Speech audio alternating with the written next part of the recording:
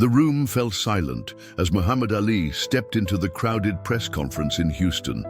It was April 1967, and tension hung in the air like a heavyweight's punch waiting to land.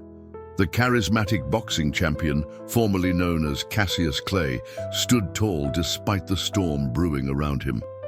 Just days earlier, he had refused military induction during the Vietnam War, a decision that would soon cost him his world title, his boxing license, and nearly 4 years of his prime career. As camera flashes illuminated his determined face, nobody could have predicted how this press conference would become one of the most powerful moments in sports history and civil rights movement. A confrontation was coming, one that would reveal the true meaning of courage and make the entire nation question what it really means to be a hero during America's most controversial war. Before continuing, this channel exists because of you. If you were moved by this beginning, subscribe now. It's quick, easy, and makes all the difference to me. "Mr. Ali," called out James Harrison, a veteran reporter from the Houston Chronicle, his voice cutting through the murmurs. The room quieted as he adjusted his glasses, a smirk playing across his lips. "Some are calling you a coward for dodging the draft while our boys are dying in Vietnam. What do you have to say to the Americans who see your actions as nothing but fear disguised as conviction?" The question hung in the air like a grenade with its pin pulled. Several journalists leaned forward, pens poised, hungry for controversy.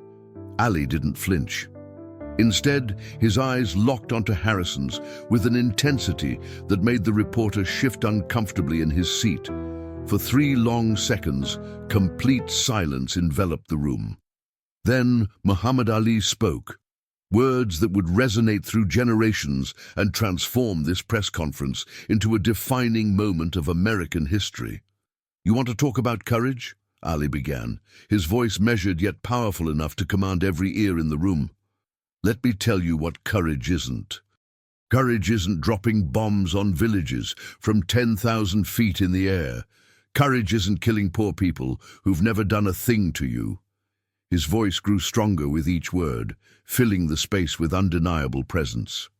"The real coward is the man who's afraid to stand up for what he believes when everyone else is telling him he's wrong. The real coward bows to public pressure instead of his conscience. I ain't got no quarrel with them Viet Cong. No Viet Cong ever called me nigger." Harrison's face reddened as cameras swiveled from Ali to capture his reaction. The champion continued, "I'm risking my career, my title, my livelihood, my reputation, everything I've worked for since I was 12 years old. How many of you would sacrifice everything you have for what you believe?" The question lingered in the air, uncomfortable and challenging. Several reporters looked down at their notepads. The truth was inescapable. Ali was gambling his entire future on his moral convictions, while many of his critics risked nothing from the safety of their typewriters and television studios. A tense silence descended over the room as Muhammad Ali paused, his powerful frame commanding attention even in stillness. The fluorescent lights of the Houston conference room cast harsh shadows across the faces of assembled press, government officials, and boxing commissioners, most of whom had already made up their minds about the champion's refusal to step forward when his name was called at the induction center. "You call me unpatriotic," Ali continued, his voice rising with controlled emotion. "But which one of us truly loves America? The man who accepts its flaws without question, or the man who fights to make it live up to its promise of freedom and justice for all?" James Harrison shifted uncomfortably, his earlier confidence visibly shaken. He hadn't expected this eloquence, this philosophical depth from a boxer. Like many, he'd underestimated Ali's intellectual prowess. "I could have taken the easy road," Ali said, gesturing with hands that had conquered Sonny Liston and Floyd Patterson. "I could have joined the exhibition tours, entertained the troops, never risked combat like Joe Louis and other athletes. The government offered me that comfort. I turned it down." The revelation rippled through the room.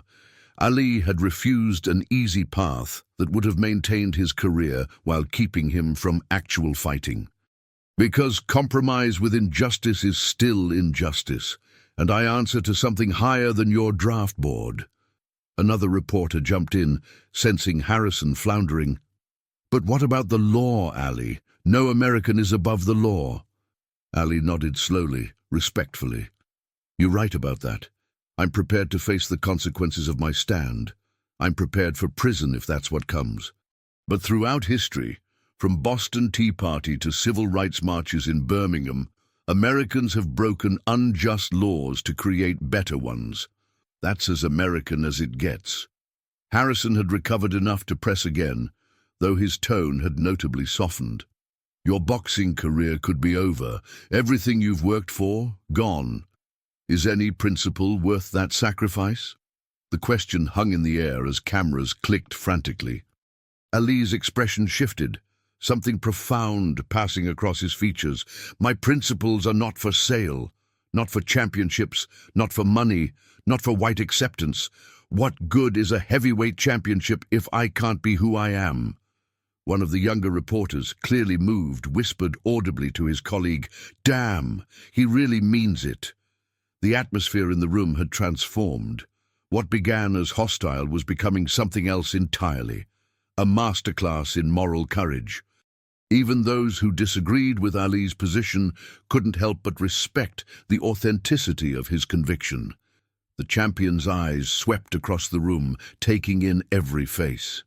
Let me ask you all something. Who among you has sacrificed anything for your beliefs? Who risks losing everything by speaking truth? That's the measure of conviction, what you're willing to lose for it, not what you say when it costs nothing. James Harrison had been scribbling furiously in his notepad, but now he paused, pen hovering above paper. Something was shifting within him, the professional distance between journalist and subject beginning to dissolve in the face of undeniable human integrity. Ali's voice softened slightly, becoming more intimate. I've studied history. I know what happens to men who stand up against injustice. Malcolm was killed just 2 years ago for speaking truth. Martin Luther King is called an enemy of the state for opposing this same war. I'm not blind to the cost. For a moment, vulnerability flashed across his features, a reminder that behind the bravado stood a young man of just 25 years, carrying the weight of extraordinary pressure. But my conscience won't let me go shoot my brother, or some darker people, or some poor, hungry people in the mud for big, powerful America, he continued. And shoot them for what? They never called me nigger. They never lynched me. They didn't put no dogs on me. They didn't rob me of my nationality, rape and kill my mother and father. How can I shoot them, poor people? Just take me to jail. The words hung in the air, powerful in their simplicity and moral clarity. Even the government representatives present seemed momentarily transfixed. Then, something extraordinary happened. James Harrison slowly stood up. The room fell silent once more. Mr. Ali, Harrison began, his voice noticeably different, stripped of its earlier condescension. I owe you an apology. The admission sent a shockwave through the room. Reporters who had been writing frantically looked up in disbelief. This wasn't the standard press conference script they were accustomed to. I came in here with preconceptions about you and your decision. I used the word coward carelessly, without understanding what true courage looks like. The veteran journalist removed his glasses, meeting Ali's gaze directly. Whatever one thinks of your stance on the war, no one can question the courage it takes to sacrifice everything for your beliefs. That's not cowardice by any definition I recognize. The room erupted in murmurs as cameras swiveled frantically between Ali and Harrison. This unexpected moment of humility from a prominent journalist was itself becoming news. Ali's expression softened, and he stepped forward, extending his hand to Harrison. Brother, I respect a man who can admit when he's wrong. That takes its own kind of courage.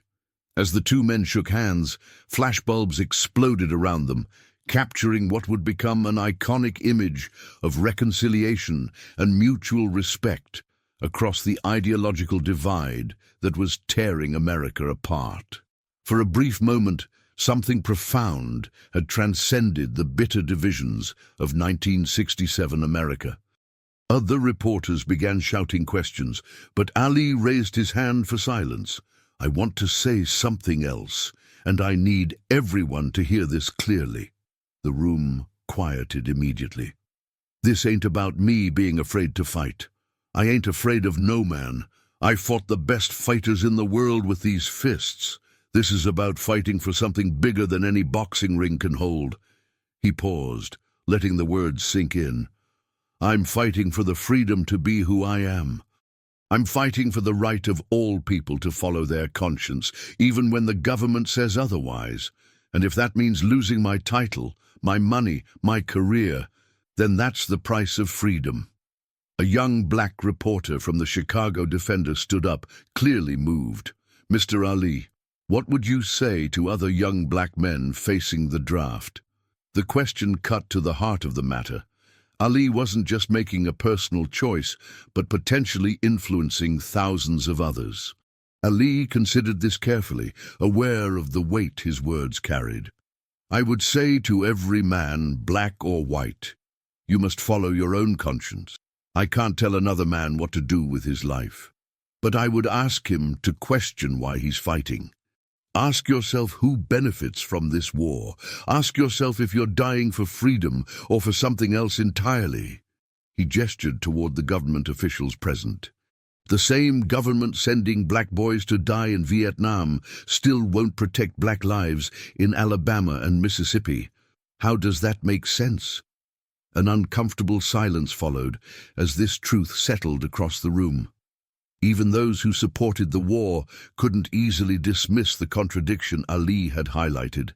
The champion continued, his voice gaining strength. "They want me to be the champion of their values, obedient, unquestioning. But that ain't who I am, and it never will be. I'm free in ways that go beyond what any government can give or take away."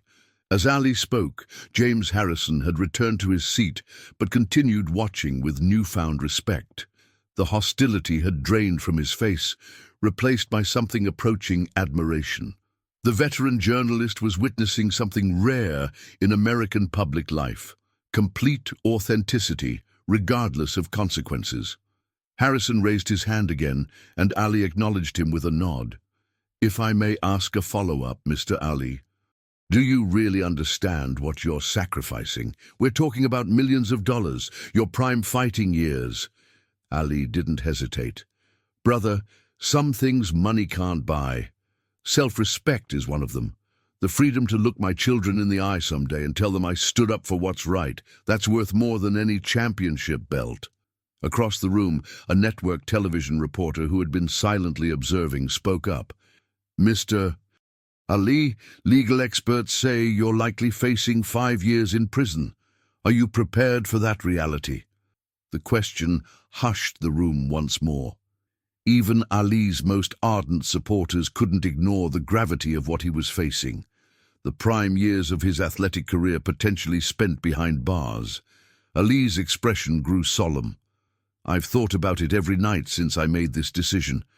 I've laid awake wondering if I'm strong enough for what's coming." This rare admission of vulnerability from the usually boastful champion struck a chord with everyone present. "But then I remember our people's history in this country. I remember what my ancestors endured, so I could stand here today. After that, 5 years doesn't seem so long." He straightened his shoulders. Frederick Douglass didn't choose safety. Harriet Tubman didn't choose comfort. Why should I? A government official who had been quietly monitoring the proceedings from the back of the room stepped forward. "The consequences of your actions are still pending, Mr. Ali.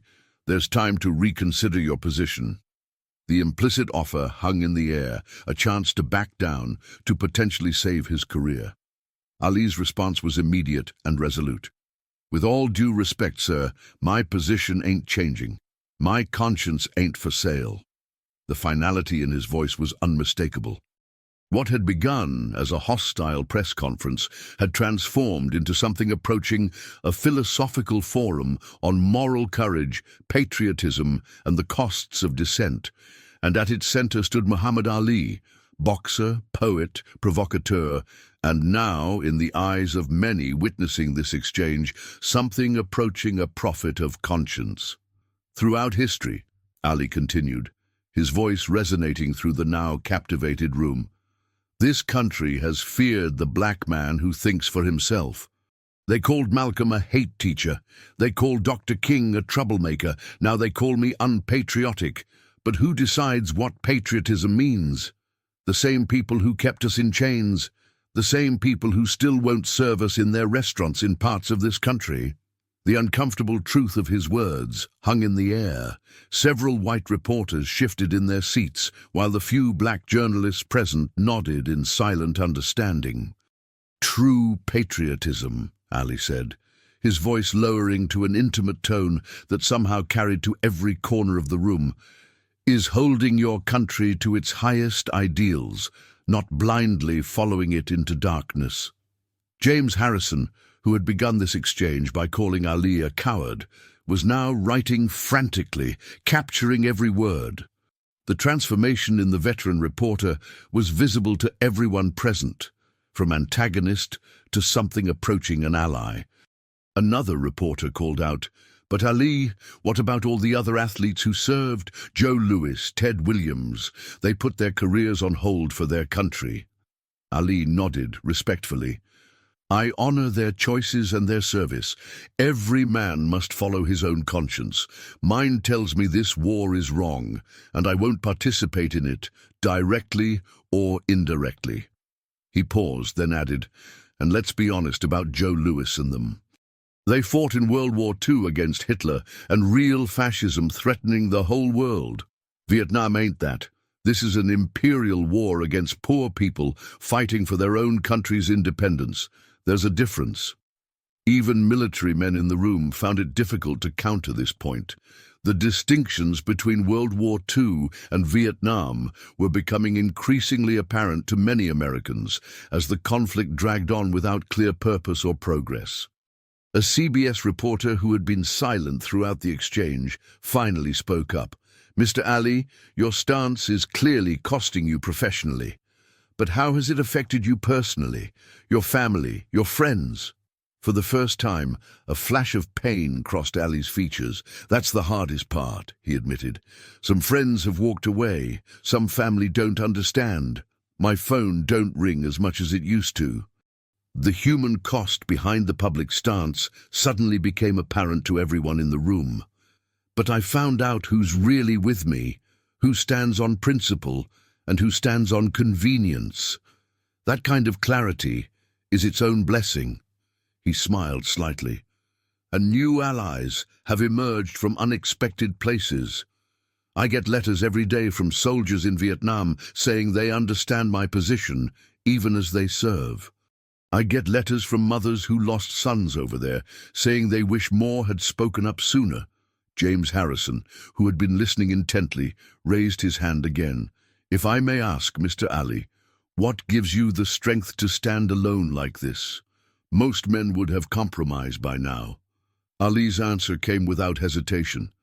"Faith, conviction, the knowledge that I answer to a higher authority than the United States government. And the understanding that I'm not really standing alone. I'm standing with justice, even when justice ain't popular." The religious dimension of Ali's resistance, often overlooked in political discussions of his stance, suddenly came into sharper focus. This wasn't merely political protest, but a deeply spiritual position. "My religion teaches me that principle matters more than popularity, that standing for truth, even unpopular truth, is the highest form of worship." Several reporters, who had come expecting to write about a defiant athlete, suddenly found themselves transcribing what amounted to a spiritual testimony on moral courage. As the press conference approached its conclusion, something remarkable had occurred. The atmosphere had transformed from hostile interrogation to something approaching mutual respect. Even those who disagreed with Ali's position couldn't help but acknowledge the sincerity and moral conviction behind it. James Harrison, who had begun the exchange by calling Ali a coward, stood up one final time. "Mr. Ali, I came here today with one story in mind and found another entirely. I believe many of us did." Murmurs of agreement rippled through the assembled press. "Whatever the courts decide, whatever happens to your boxing career, I want to thank you for reminding us what principle looks like in an age of compromise." A spontaneous applause broke out among several journalists, a virtually unprecedented breach of professional detachment.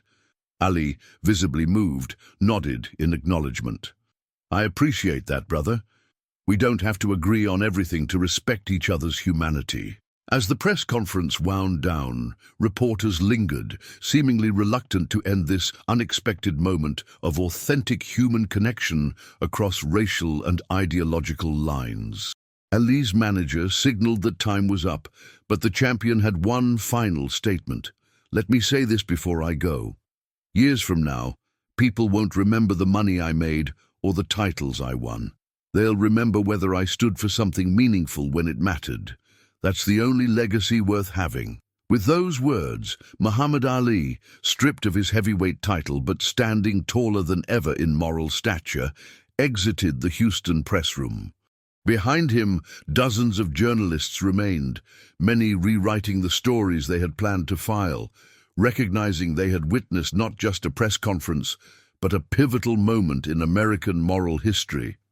Among them, James Harrison sat quietly, contemplating how to explain to his readers that he had called the heavyweight champion a coward and ended up discovering a different kind of courage altogether. In the days that followed, something unexpected happened. James Harrison's article in the Houston Chronicle became a national sensation, not for its criticism of Ali, but for its honest portrayal of a journalist confronting his own preconceptions. "I came to condemn Ali and left in awe," read the headline, shocking readers who expected another hit piece on the controversial champion. "In 23 years of journalism," Harrison wrote, "I have never witnessed such moral clarity and conviction as I saw in Muhammad Ali yesterday. He stands to lose everything, title, fortune, freedom, yet remains unbowed in his principles. If this is cowardice, we should all aspire to such courage." The article sparked furious debate. Harrison's newspaper received hundreds of angry letters and cancellation threats, but also unexpected support from readers who appreciated the honesty.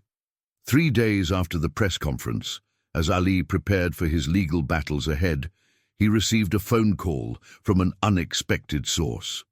"Mr. Ali, this is James Harrison." There was a pause. "I wanted you to know my paper's standing by my article, despite the backlash. Some truths need telling regardless of the consequences." Ali smiled at the irony, the very lesson he had been demonstrating all along. "Seems like standing on principle is contagious, Brother Harrison." Both men laughed, recognizing the unlikely bond that had formed between them. "My editor wants to know if you'd consider a longer interview to expand on your position for those willing to listen with an open mind." Ali agreed immediately. "That's all I've ever asked for. To be heard fairly, not just judged from a distance." As he hung up the phone, Ali gazed out his hotel window at the Houston skyline, contemplating the uncertain future ahead. His legal team had made it clear. Conviction was likely, prison probable, his boxing career hanging by a thread. Yet somehow, in that moment, victory felt within reach, not in the ring, but in the arena of conscience. One reporter's transformation from critic to ally suggested that minds could change when confronted with authentic moral courage. And in a nation increasingly divided over an unpopular war, that small victory carried its own kind of hope. As the legal proceedings against Muhammad Ali intensified over the coming months, the impact of that Houston press conference continued to reverberate throughout America. The image of James Harrison publicly apologizing to Ali became symbolic of a larger reckoning taking place in the nation's conscience about Vietnam. In living rooms and barbershops, in churches and university campuses, Americans were engaging with the fundamental questions Ali had raised. What is true patriotism? What is true courage? What does a citizen owe to conscience versus country? Harrison's subsequent in-depth interview with Ali was syndicated in newspapers across America and internationally, bringing the champion's unfiltered moral reasoning to audiences who had previously known him only through hostile media filters. What initially appeared as defiance, Harrison wrote, reveals itself upon closer examination as something rarer and more valuable, genuine moral conviction, unswayed by personal cost. The unlikely alliance between the conservative white journalist and the radical black athlete demonstrated the potential for genuine dialogue across America's deepest divides. Meanwhile, Ali's legal team fought tirelessly against his conviction, taking the case all the way to the United States Supreme Court. The champion faced the very real prospect of 5 years in federal prison, but continued speaking out against the war at college campuses nationwide, often citing his exchange with Harrison as evidence that authentic conversation could bridge seemingly insurmountable differences. If a man like James Harrison can listen and understand, there's hope for this country yet, he told a crowd of thousands at Berkeley. 4 years later, in 1971, the Supreme Court would unanimously overturn Ali's conviction. By then, public opinion had shifted dramatically against the Vietnam War, with many Americans coming to embrace the position Ali had taken at great personal cost. When he finally returned to the ring, reclaiming his heavyweight title against George Foreman in the legendary Rumble in the Jungle, James Harrison was there ringside, not as an adversary, but as a friend and chronicler of Ali's journey from pariah to prophet. Their unlikely bond, forged in that Houston press conference, endured as living proof that courage and honesty could transform even the most entrenched opposition into respect. And in that transformation lay the seeds of America's own painful but necessary reckoning with the true meaning of patriotism, justice, and moral courage. If you've made it this far and felt every word, don't leave without subscribing and commenting where you're watching from. If this really touched you, give back, comment, subscribe. Come be part of this family with me until the next video.